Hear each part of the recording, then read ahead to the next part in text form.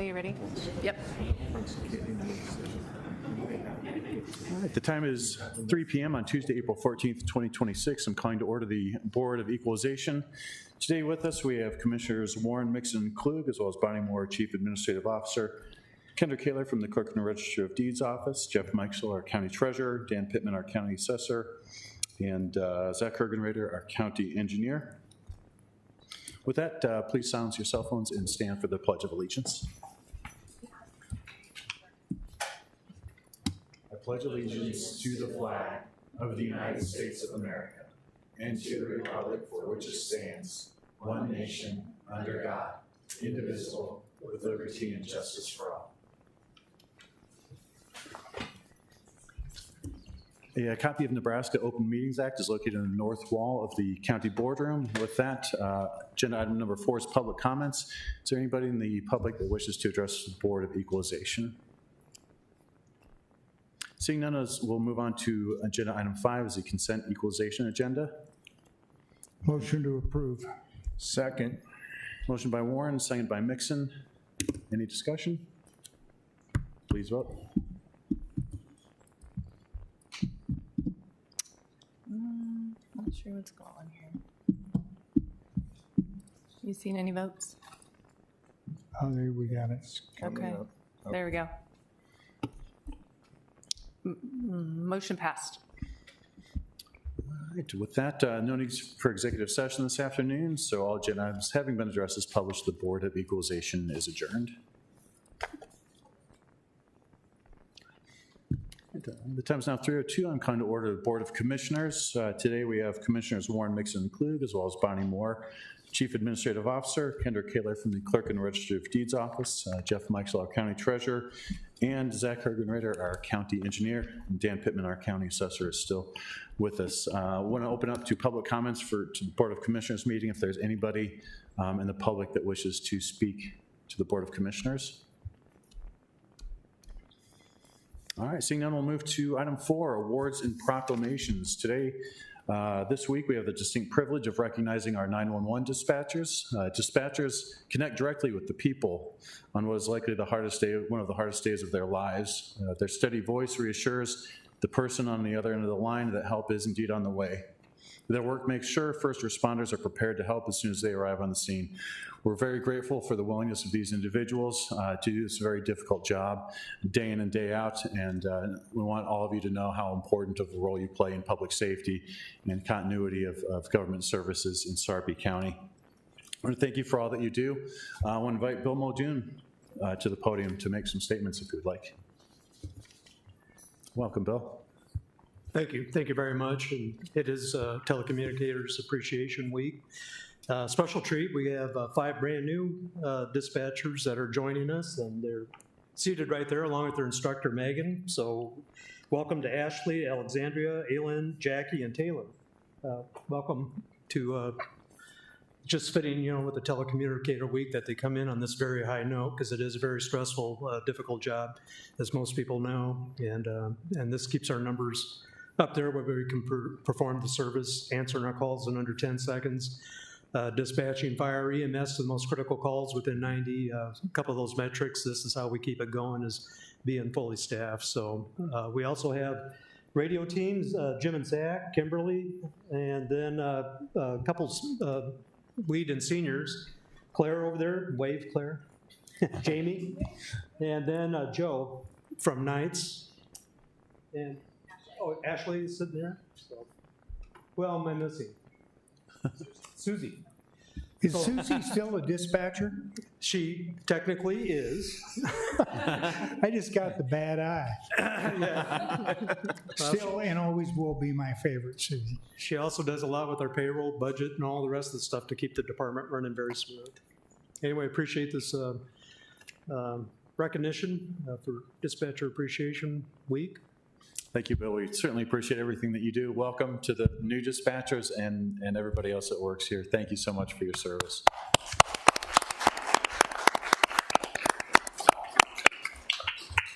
With that, I'm going to read a proclamation into the record.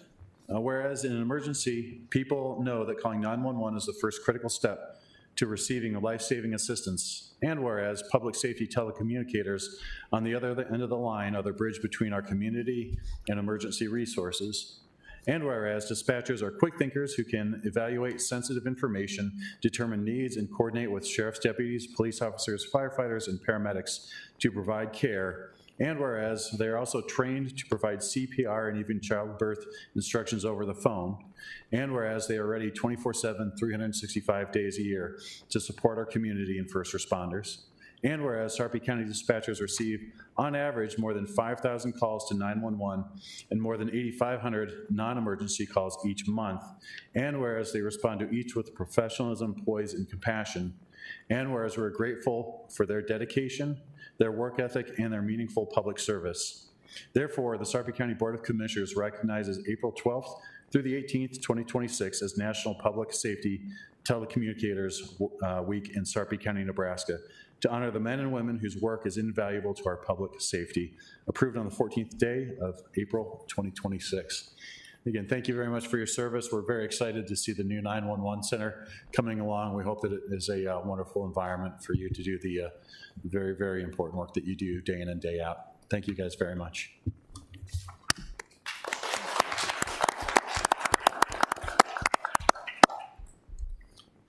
With that, I will open up to commissioners and administrators' comments, starting with Commissioner Mixon. I would just like to say thank you as well to all of our first responders, our dispatch, everyone. It's always a team effort, and I know you're under stress quite a bit, and there's a lot of stress and a lot of stressful situations that go with your job. But I also know there's great reward in when you know you help someone, and what's the call you get and the person on the other line that you have helped them get through their situation.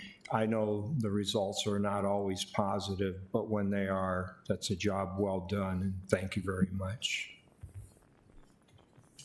It's of coincidence that today there was a major event also in Omaha. And I'm sure Douglas County's dispatchers at this point are starting to wind down a little bit. And we just need to be in prayer for them as well as those injured in that incident. Thank you for everybody for your service that's ongoing and for service that's future. Thank you for being with Sarpy County. Thanks, Bonnie. Just thank you to the 911 team and not only the dispatchers, but everyone else that works in the emergency communications department. And also to any of our guests or first timers at a board meeting. It's not normally this messy or this cold, so please come back at a future board meeting. It feels great in here. They're not going to keep it this cool moving forward. All right, with that, we'll move on to agenda item 6 is the consent commissioner's agenda. Entertain a motion to approve. Motion to approve. Second. Motion by Mixon, second by Warren. Any discussion? Please vote. Motion passed. Moving on to our regular commissioner's agenda, 7.1 is resolution 2026-096. Accept the June 30th, 2025 Sarpy County Financial Audit Report. Dan Talakis, Chief Financial Officer. Good afternoon, Commissioners. The county's audit for the fiscal year ending June 30th, 2025 was completed on February 27th, 2026 by Hayes & Associates, LLC, our independent auditor. The audit report is the culmination of many months of work, both by Hayes & Associates and their staff and county staff. Specifically, I'd like to recognize the fiscal office staff, Michaela Gansimer and Jenny Rock, for their tremendous amount of effort in this process, as well as the staff from many other departments across the county, and Tim Lenz from Creative Planning, who helps us prepare our financial statements. Most importantly, I'm happy to share with you that our financial statements received an unmodified opinion from the independent auditor. In other words, our financial statements present fairly, in all material respects, the financial position of Sarpy County. This is the ideal finding. The full audit report is 70 pages long, and it was reviewed by the county's audit committee at its meeting on March 30th. They are also posted on the fiscal office webpage at sarpy.gov, and I would encourage that you and everybody watching this meeting go ahead and take a look at that and read through it. We do have Austin Hankey from Hazen Associates here to provide a quick summary of their opinion and then answer any questions that the board may have. So, Austin. Thanks, Dan. Commissioners, it's been my privilege to work with the county for several years, and over the last few, there's been significant improvement and really an ease of the process when it comes to the audit. I think the team that the county has working with the fiscal department in collaboration with outside individuals has really come to understand and know the process and allow us to do our job effectively and efficiently. So I do want to recognize that with them as well. As the independent audit firm for the last 5 years, this is, I think, going on our 6th year, the audit process, as Dan really emphasized, it does take a lot of time and effort. So we do appreciate the efforts that also go along with not only our team, but within the county and the commitment that there is to ensure that through the process, we are able to complete things in a relatively timely manner.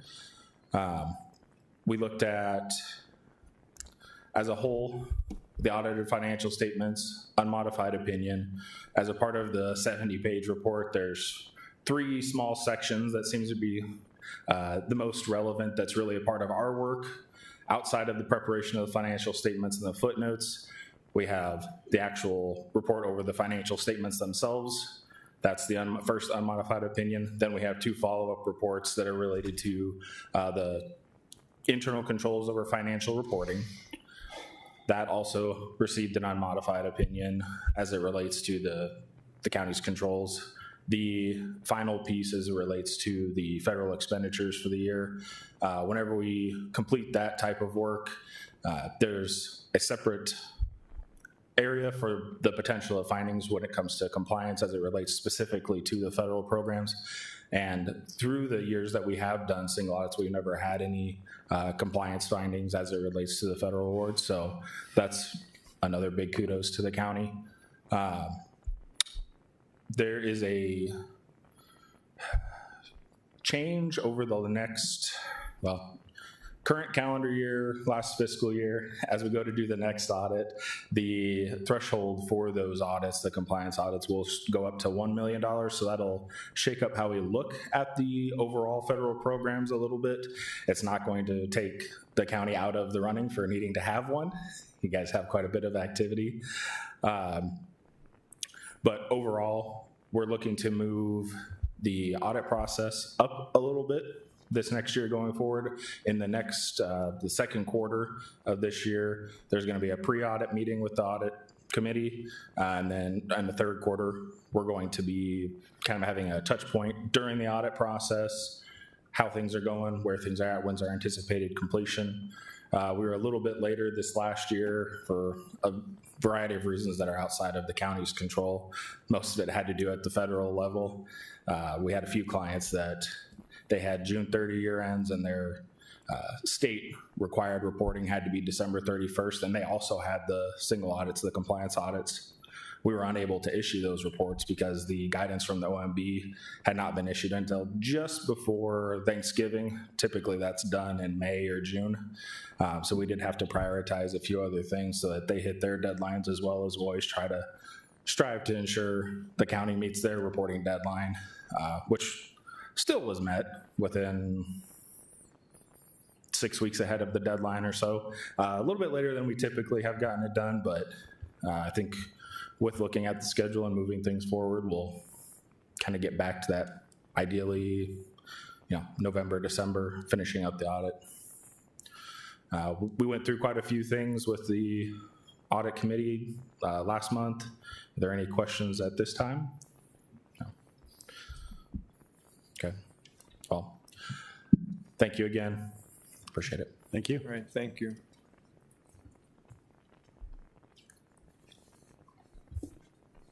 All right, I would Just here if there's any questions. all right. Thank you, Dan. I mean, ultimately, per usual, just want to say great job to you and your team, the fiscal office, You do fantastic work for the county, and we're very lucky to have each and every one of you. Thank you. Audit was great, and it's obviously due to the hard work from you guys. Thank you. Thank you. Thanks, Entertain Dan. a motion. Motion to approve. Second. Motion by Warren, seconded by Mixon. Any further discussion? Please vote. Motion passed. All right, next up, 7.2, Resolution 2026-98, is Professional Services Agreement with Kirkman Michael and Associates for the design of the Platteview Road, North-South Road Network improvements to 57th Street, 63rd Street, La Platte Road, and Dyson Hollow Road, Project C77 26-22, in the amount of $478,719. Zach Kirkener, County Engineer. Welcome, Zach. Thank you. Good afternoon. So this is a follow-on project from the study we recently completed that looked at recommendations for road improvements south of Platteview Road. As that study recommended, this project is for the design of 2 lanes of pavement on 57th Street from Platteview to La Platte, and asphalt stabilization on 63rd and Dyson Hollow south of Platteview, and on La Platte Road from 57th Street to 36th Street. Are there any questions? Are there estimates on that cost? Between 4 and 5 million total for construction.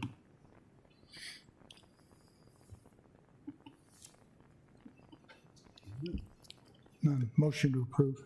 Second. All right, motion from Warren, seconded by Mixon. Any further discussion? Thank you, Zach. Thank you. Please vote. Motion passed. And with that, there's no need for executive session this afternoon. All agenda items having been addressed as published, the Board of Commissioners is adjourned. Thank you.